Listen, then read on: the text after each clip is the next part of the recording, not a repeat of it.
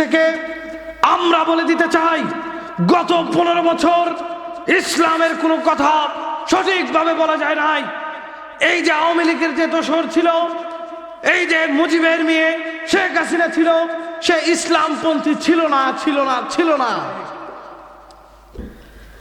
মানুষ বিভিন্ন রকম কথা বলে। আল্লামা দেলোয়ার হোসেন সাইদি রাহিমাহুল্লাহ কেন অ্যারেস্ট হলেন?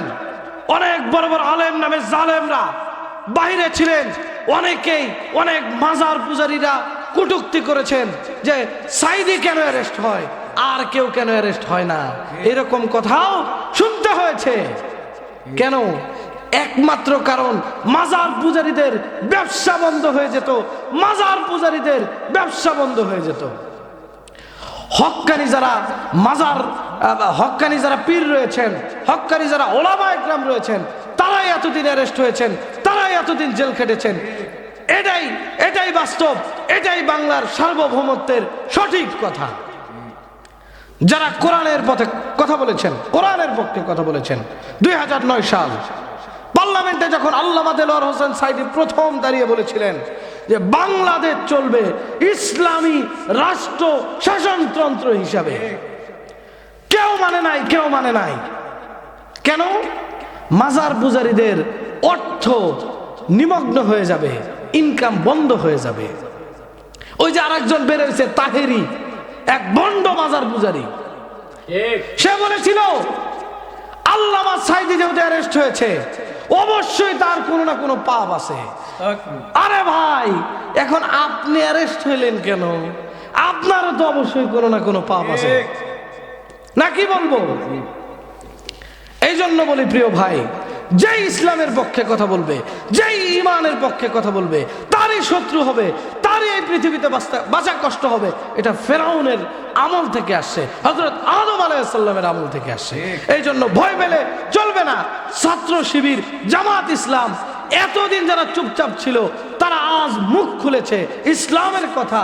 গত 15 বছর পরে মুখ ফুটিয়ে বলতে পারছে আলহামদুলিল্লাহ। এই যে মিজানুর রহমান আজহারি, তার একটাই দোষ, তার মাহফিলে লোক বেশি হয়। আলহামদুলিল্লাহ, আপনারা দেখেছেন কক্সবাজারের পেকুয়াতে 20 লক্ষ মানুষের আমজাম। আবার দেখেন আকিজ গ্রুপের প্রোগ্রাম যশোর, আল্লাহর অশেষ মেহেরবানিতে 25 লক্ষ মানুষ হয়েছে। মারহাবা বলেন। ইসলাম এভাবেই প্রচার হবে, এভাবেই মানুষের সামনে যাবে ইনশাআল্লাহ। কেউ কাউকে আটকাতে পারবে না। যুগে যুগে ফেরাউন পারে নাই, হামান পারে নাই, নমরুদ পারে নাই, আবু জেহেল পারে নাই, আবু লাহাব পারে নাই, এই দুনিয়ার কোনো মানুষ পারবে না ইনশাআল্লাহ। এই জন্য আমাদের সবাইকে একত্রিত হয়ে ইসলামের জন্য, ইমানের জন্য, তাকওয়ার জন্য, সঠিক পথের জন্য কাজ করে যেতে হবে ইনশাআল্লাহ। এই যে ছোট্ট একজন মানুষ রফিকুল ইসলাম মাদানী, এই লোকটাকে নিয়ে কি পরিমাণ নির্যাতন করেছে, তার অপরাধ ছিল একটাই। সে বলেছিল যেই সরকার আল্লাহ মানে না, নবী মানে না, এইরকম প্রধানমন্ত্রী আমরা মানি না, মানি না, মানব না। এটাই তার অপরাধ ছিল, অন্য কোনো অপরাধ নাই, এটাই তার অপরাধ ছিল। আল্লাহ পাক রব্বুল আলামিন আমাদের সকলকে বোঝার তৌফিক দান করুন। সবাই বলে আমিন, চিল্লায় বলে আমিন। আজকের এই প্রোগ্রাম থেকে শিক্ষা নিতে হবে, জামাত ইসলাম, ছাত্র শিবির রক্কাটা রাজনীতি করে না। এটা আমাদের মধ্যে ঢুকিয়ে দেওয়া হয়েছে, বোঝানো হয়েছে। এই কিছু হলুদ মিডিয়ার কারণে আজ এই বাংলার সার্বভৌমত্বের এই অবস্থা। চিল্লায় বলেন ঠিক কিনা? ঠিক। এই জন্য কারো দিকে না। আপনি জামাত কেন করবেন? আপনি শিবির কেন করবেন? আপনি জামাত করেন, আওয়ামী লীগ করেন, বিএনপি করেন, সেটা আপনার ব্যক্তিগত ব্যাপার।